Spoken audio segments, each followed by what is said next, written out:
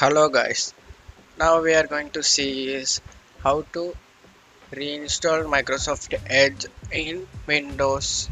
Any of them is okay.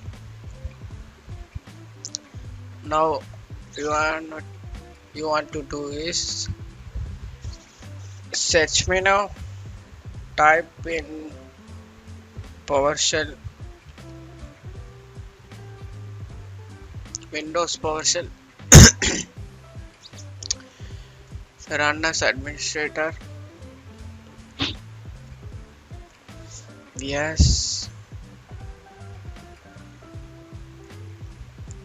check the description for this command. Copy this,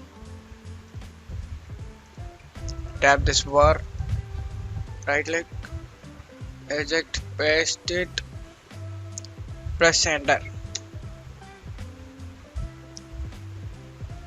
Presence process completed for this will help you Microsoft Edge to reinstall this PC. That's it for a video.